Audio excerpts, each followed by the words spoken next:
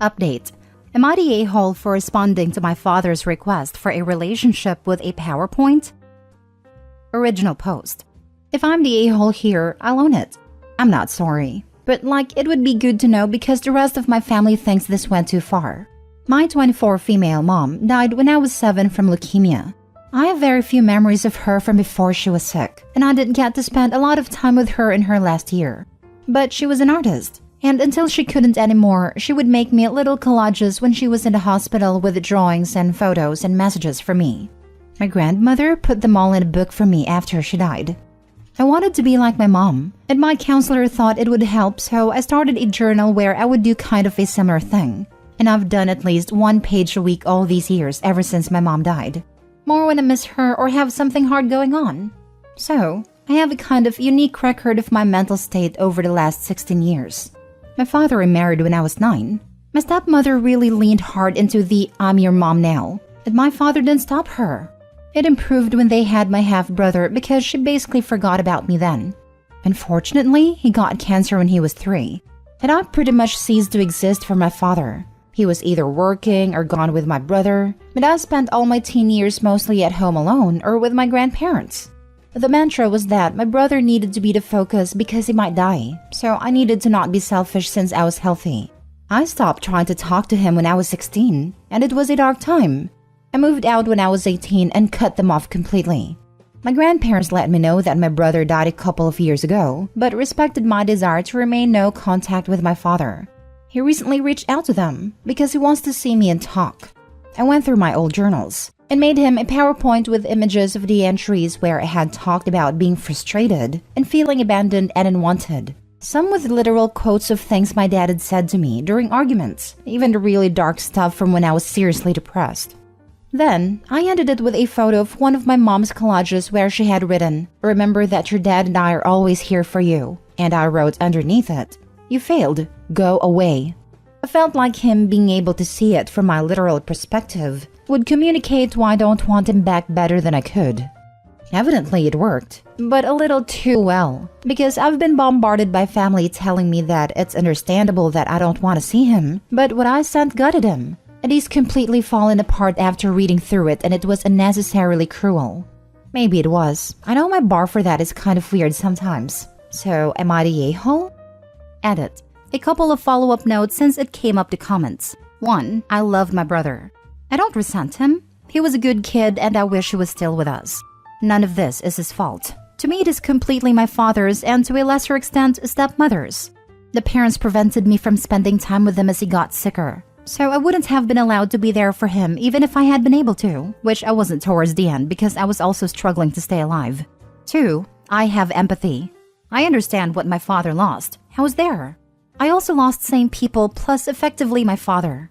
Even so, to me there was no excuse for completely shutting your own kid completely out of your life, while also preventing them from getting any kind of help. I understand depression and freezing up. I've been there. And I still, even not being an adult, managed to consider the impact of my behavior on other people. If he was that bad off, he should have given me up to be raised by someone else. My mom's parents asked, and he wouldn't agree to let me stay with them full time. I could have had a dad that was able to occasionally tell me he loved me, even if it was just a text message. Alternatively, I could have lived with my grandparents and had people around me who cared about me every day, even if that wasn't my father. I got neither, and every request for help of any kind was met with "suck it up." I can empathize with having to function while breaking down inside, but I can't empathize with what he did. 3. I gather from relatives, who have backed off after some hard boundary setting, that my father and stepmother split not long ago and are in divorce proceedings, which is why he reached out now, and why the rest of the family was upset with how I responded at a time. He wasn't in a good place already. I've told them that if they care about him, to encourage him to keep away from me, refuse to pass on any messages, and try to get him into inpatient care or something if they're that worried he's going to do something rash. I don't want anything to do with him, and I've told them that I don't want to hear about anything that happens after this point, but the rest of his family love him, so for their sake I hope he pulls himself together. Now for the top comments before reading the update. Not the a-hole. I have a saying, if the truth about your conduct paints you in a bad light, the problem isn't with the truth, it's with your conduct. If the truth hurts your dad, it's his own to deal with and not on you. I like to say, if the truth hurts, you deserve it. In my experience with narcissists, that doesn't resonate the same way, which is why I started saying it the other way. Doesn't stop them from trying to gaslight the situation. It didn't happen that way, etc. So when you show proof and tell them their conduct is the problem, not the truth, it helps take the wind out of their sails. It's not a surefire thing with narcs, but it really helps deflate them. Not the a-hole in the slightest. You told your dad how you felt, and it made him have to confront his failure as a parent. It is not your fault he neglected you. He is upset because he knows that what you put in a PowerPoint is the reality of how he treated you when you were just a child. Now that the truth is out and you have reestablished no contact, I hope you are able to let go of some of the anger you have at him and know that you did nothing to cause how he treated you. I'm no contact with my dad and have been able to find a lot of peace in the life I have built without him. I hope for the same for you. Not the a-hole. How arrogant of OP's family to expect OP to cover up OP's feelings for your terrible father.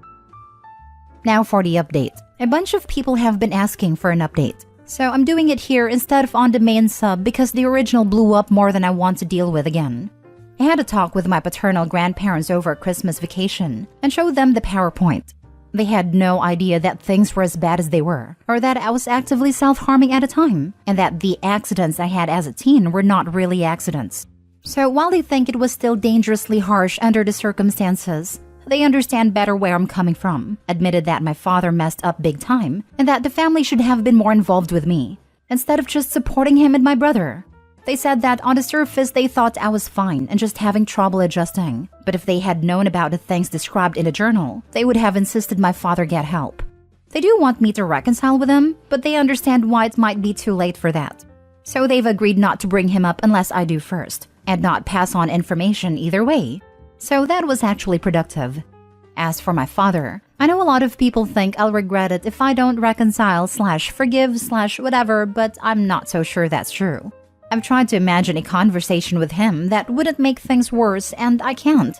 Best case scenario? He's sorry and has a good grovel, but honestly, I think hearing that would just make me hate him more. Worst case scenario, nothing has really changed and I have to walk away before I end up with an assault charge. I also just can't imagine any real benefit or function to having him in my life, so reconnecting seems like a lot of work for no gain. As far as forgiveness, I don't know if that's actually possible. Apathy maybe. As far as I know, he's alive. I've made it super clear that anyone who tries to give me information about him that I don't request will also get the chop, so I'm probably not going to get any further updates. I'd rather just go back to forgetting he exists. For me, I'm probably as fine as I'm going to be. I have therapy and meds, so I can pass for a functional human most of the time. My deal with myself is that I have to at least stick around until my maternal grandparents pass so they don't hurt and I can wrap things up for them. So in the meantime, I'm working on finding other ways in Detra. Spites, possibly. Next story. Am I the a-hole for putting medical fees on my mom's credit card? Plus update. Original post. I, female 25, was given temporary guardianship of my baby sister, female 15, for 6 weeks in the fall, while my parents, male 48 and female 46, had to be overseas for several reasons. Our parents left me with mom's car and keys, as well as her credit card for any expenses I might run into. On the first day that she stayed with me, my sister told me she had been having really bad tooth pain for a few weeks now. She was chewing only in one side of her mouth and sort of hesitant to eat. I told her I'd set her up a dentist's appointment, and I did make her one later in the week, but the next day she had a fever, and her face looked somewhat swollen on that side. Plus, she said her pain was much worse. So I called the dentist again and they were able to see her that day. It ended up being an infected abscess. We needed to pull the tooth, drain the abscess, and get her antibiotics. My parents' insurance covered a lot of it, but I wasn't sure about what to do about the rest, and my parents weren't answering the phone all day due to time zone difference. So, I just put down mom's credit card for the amount that needed to be covered right then, as well as to pay for the antibiotic prescription when I picked it up. I didn't think much of this at a time, but when my parents found out, they were pissed. Dad said the credit card was for standard everyday expenses like food and gas, not emergency funds, which they didn't specify this before nor provide separate money for emergencies, and that I overstepped my bounds by dropping a large sum of money and such a rash and expensive choice that mom was going to have to pay off. I offered to pay it back since it's technically within my means, but he said forget it. It's too late now due to my impulsivity. Mom also made an offhand comment about how I didn't triple check to make sure my sister actually needed medical attention, rather than trying to get out of school. This was a while ago, so I thought it was behind us. My parents told me we weren't gathering for the holidays this winter, but I found out yesterday from my sister that a bunch of family had visited and my parents hosted. So I'm sure they're more upset than I thought. My take is that I made a necessary decision for my sister's well-being and I don't regret it. But I could have done more to make sure I handled it in a more appropriate way financially, and maybe waited to go through with anything until we could get in touch. However, I offered to reimburse and was turned down. As the acting legal guardian at the time, it seemed urgent. I was worried about my little sister and the treatment needed to be paid for. Am I the a-hole? Now for the top comments before reading the update. Absolutely not the a-hole, but your parents sure are. A dental abscess is not the kind of thing you ignore, and certainly isn't an excuse to get out of school. Left untreated, it can result in sepsis, aka blood poisoning. As I am a cynical person, I'd say they're angry because they've been ignoring your sister's complaints, and something that should have been treated early got worse, until it became an abscess needing expensive treatment. You've been a better parent than them. Knowing my parents, I think you're probably right. But knowing my sister, I think there's a solid chance she didn't even bother telling them because she knew I was going to be her temporary guardian soon. I've had to help her get antibiotics for UTIs and stuff before. They're good parents in literally every other aspect. But this is a real and serious issue I have with the way they raised us. Good parents don't medically neglect their kids. Not the a-hole. Do your parents realize that your sister could have died if the abscess was not dealt with? It's a pretty serious thing when you get an infection so close to the sinuses and brain, especially if it was an upper tooth. It was damn serious and you did the right thing. What would your parents have done if they were there? Let your sister get sicker and end up in hospital or worse? In fact, they're probably negligent if they don't take her for regular checkups. Our parents are alright, but they tend to be weird about medical stuff. They don't actually believe us or act like we're making it out to be worse than it really is. I can count on one hand the number of times I went to the dentist before moving out, and I've helped my sister access treatment when our parents wouldn't on several occasions, but nothing like this before. Assuming their stance hasn't changed, they said that I should have waited to take her in until I got in touch with them and talked out payment options. They were insistent that a problem was how I paid. They just also made multiple comments about being impulsive or not believing her right away. I get that maybe it messed with her credit, but I thought we had established payments before they even left. No, it doesn't mess with your credit in any way to put an expense on an existing card then pay it off. They gave you a card to cover expenses. Your sister had what was a genuine medical emergency that could have put her in the hospital or even killed her. You say this isn't new behavior, that your parents have always been funny about medical issues, and didn't always take you to be treated when they should have. That can be considered abuse. You're not the a-hole, and quite honestly, the fact that you think you might be tells me that your parents have not quite been the good people you say they were. By the way, I'm a 43 male with a daughter. I know kids sometimes lie about illnesses to avoid going to school or something, but in general, you can tell when that's likely the case. If my daughter says she's sick or something hurts or whatever, I talk about it with her, and I take whatever action seems appropriate. This is how things like this should be handled. And now for the update. The other night, I talked to my sister a bit about what happened, and she said Mom and Dad didn't tell her they weren't inviting me to Christmas. When she asked where I was on Christmas morning, my dad told her I wasn't able to make it. She knew that was BS because I have told her for sure if something came up. And when she got a chance to talk away from all the visiting family, she let me know what was up.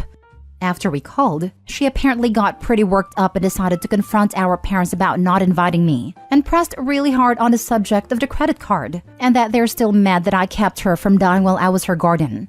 Mom started crying. Dad started yelling at Mom that it is her fault her daughters are like this. Sister told Dad to shut the heck up and don't talk about me like I'm not here.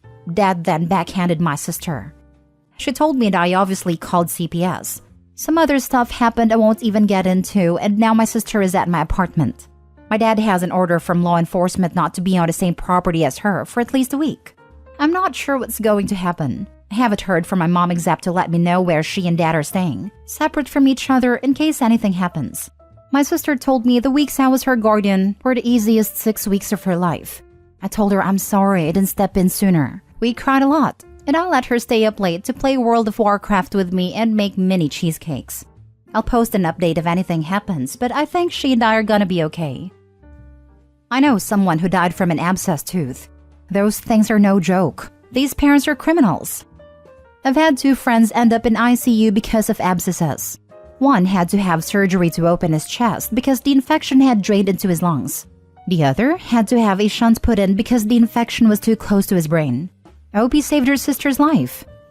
When her father is old and sick, she can happily not pay a dime for medical treatment, just like dear old dad would have wanted. Jesus, the slow realization of OP that her parents are bad people, contrary to what she had always believed. Good for AITA for opening her eyes. That was the part that made me want to post this. I'm so glad she realized. I truly dread the thought of kids in this kind of situation who do not have a lifeboat sibling. My sister told me the weeks I was her guardian were the easiest 6 weeks of her life. Hoo boy, that is heartbreaking. Or the fact that she, a teen, knew that her parents would blow off her medical complaints. How many things have they ignored already? Flashback to my broken leg, when my parents refused to take me to a doctor for 2 days because maybe it will get better. I am truly horrified at how many people have also had similar things happen, and I hope you are all taking good care of yourselves both physically and mentally and moving past these childhood traumas.